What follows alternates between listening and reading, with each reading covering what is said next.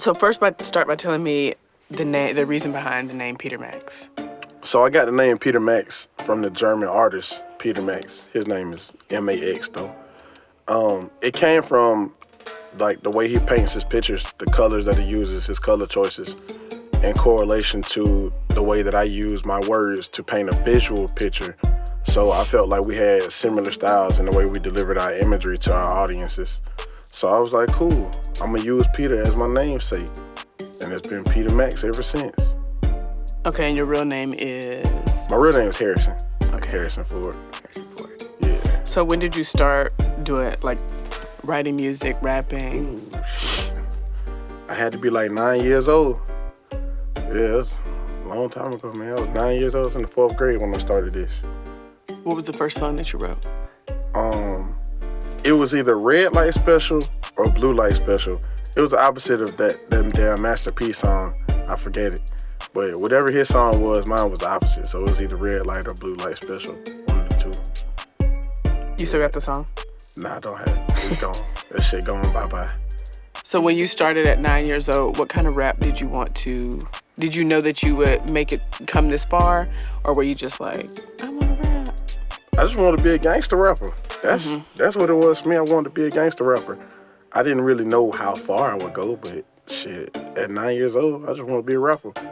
I wanted to have a chain, you know, all this shit at 9 years old. We was back in the no limit era back then, so I wanted a no limit chain. So now you would say that you don't want the no limit chain. You just want to. Nah, what is it? What is it now compared to 9-year-old Harrison? Now. No, I don't want no limit you. chain. I definitely not. They can have this shit. For me now, it's more about obtaining wealth, building a brand that will be around, like establishing something that will be around, like No Limit. Like now, I don't want a chain. I want the No Limit. Like that's what it is for me now. Like, I mean, it's deeper than rap nowadays. It's just rap is the outlet for me to do it. Okay. So you said it's about wealth now. Do you talk about that in your music? And what are some of the songs that you are you providing us knowledge of wealth in the Black community, or? You know, I'm gonna say yes. I provide knowledge of wealth, but in many forms I dumb it down for a lot of people. I'm not saying that people are stupid. Okay, because you know a lot of people. I do dumb it down a little bit, you know. So I do speak on a lot of wealth, and ownership, and just owning things, and I guess being more fiscally responsible to a degree.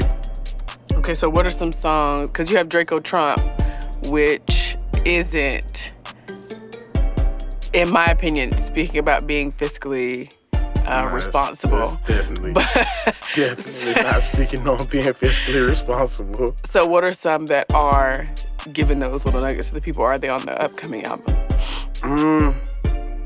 I don't think I have one on the upcoming album. I don't think I have one that I published just right this second.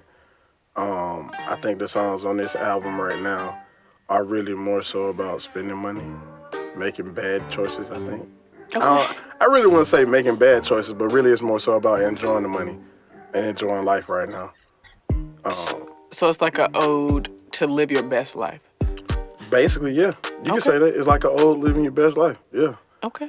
Really, it's like my introduction, so we haven't really got to being fiscally responsible in these songs on this album yet. But, so then being fiscally responsible is definitely something that you put out Absolutely. in the community and things of that nature. Absolutely. So what are some people ways who that know you me do on a that? personal level, they know that I'm always talking about being responsible and making better choices financially.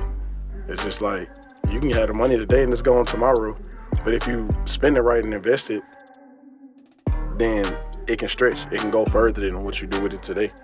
And then you can enjoy it and use it to live your best life. You can enjoy it tenfold later on. Like, Okay. So yeah, if you know me, then that's what it's about for the most part. So then what are some ways that you teach people in the community to be fiscally responsible? Do you think that you do that, or? It's probably more so an indirect approach. You know, a lot of people, we always talking about money, what you would do with money, what kind of money you want to make. And I'm encouraging people to, like, right now, I've been on this kick about buying property and, like, investing your money because, like, people got habits. And I be telling people, like, yo, whatever your habit is, look at how much money you spend on that habit and how much you can cut back. And then it's like, if you smoke cigarettes, that's an expensive habit. Yeah. If you do any kind of recreational drug, drugs are expensive. Yeah. So that's money that you can be investing, you know. There's people out here who will stand in line all day for a pair of damn Nikes. I'm like, dude, how much Nike stock do you own? Because they got apps now where you can go get stock for like $5. Right. So it's like, you buying these shoes, but you ain't putting no money in the company. Like, do you own it? You own the shoes, but do you own a piece of the company? Do you have some kind of say-so? So we're just trying to reverse the narrative a little bit, that's all. Reverse the narrative for the culture overall, right? Absolutely. Okay. Definitely. So then let's talk about a little bit about where you grew up and how does that play a part in how you think about finances now based on how you grew up and what it was like when you grew up? I know I had a regular growing up, childhood, whatever you want to call it. I grew up in urban Decatur, so it really wasn't too bad. I mean, I stayed in a house full of people, spend a lot of nights at the laundromat. Same. You know what I'm saying? Same. I think my childhood was like, yo, I want a fucking washer and dryer. I'm tired of kicking it at the laundromat. Like, Nice. I probably got the most ass whoopings at the laundromat. Right. Because I was so fucking bored. That's really how I started writing music. Oh, okay. In turn, I guess I just looked at more so trying to get money to provide for my family and make a better way for the family at such a young age. So I think growing up the way I did just really helped me get on the financial basis, or when we talk about money, it turned me into a young CEO for real. It was about money. Okay. So you know how a lot of, because your upbringing is, like you just said, different. You weren't, out in the streets hustling, not on the corner at 9 years old. We can say that, right? We can say that, yeah. I was getting my ass whooped for trying to do that shit. Yeah, we can say Okay, that. but you weren't actually like out there like, I sold this, sold that. No, Tracy didn't play that shit. See, Tracy right, didn't play that okay. shit. She should have went to jail for beating down child abuse, really. And Tracy is your mom, yes? Yes, that's my mama. Yeah, she should have went to jail for child abuse.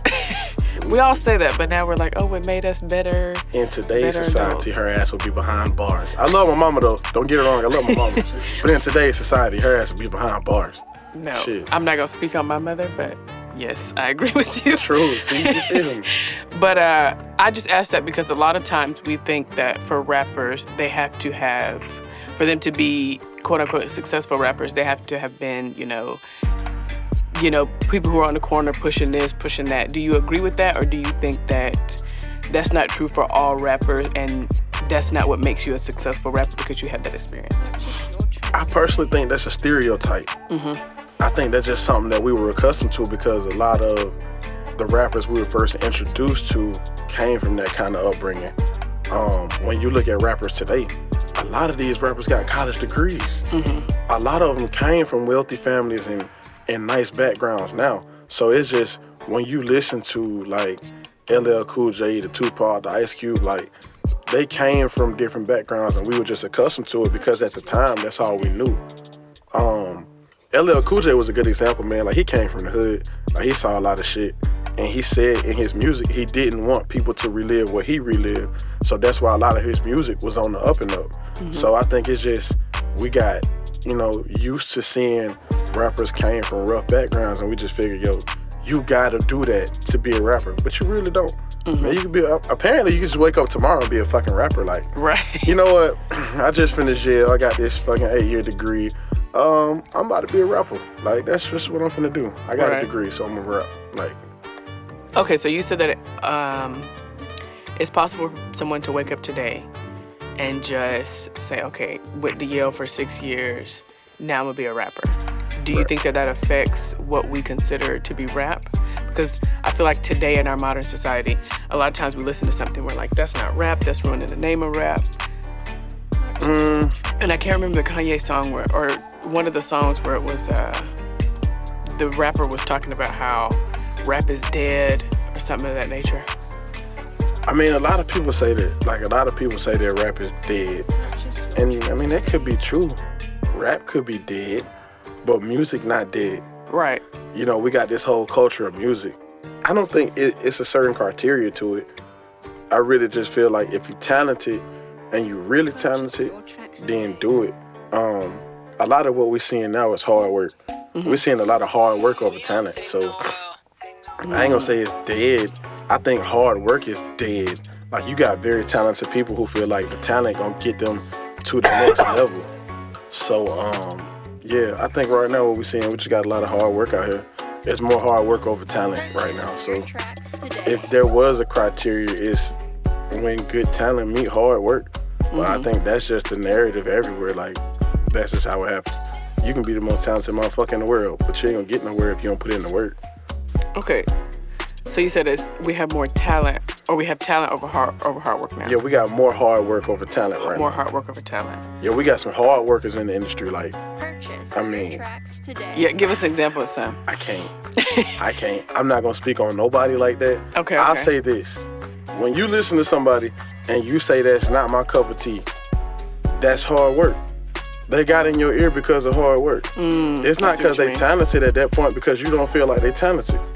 Like, somebody is always gonna be more talented than the next person. So once you get to that person you feel that isn't that talented, that's when hard work just outbeat talent. Okay. You know, I can't really just say, oh, well, this person trash, that person trash. A lot of people might think I'm trash personally. I don't really give a fuck. Right. It's just life goes on. But I think we're seeing a lot of that right now. There's a lot of hard work out here over talent. So then you don't think that affects the criteria of rapper, like what we consider rapper, like what's being put out in the industry? I really don't think it's a criteria. Like, I don't think it's a criteria for this. Like, there's really no blueprint. I mean, if you're talented, then go work hard. If you feel like it's a lot of people out here right now who shouldn't be here, go work hard. That's the criteria. Work hard. Outwork the next person. Like, if you got competition, your main priority should be outworking them.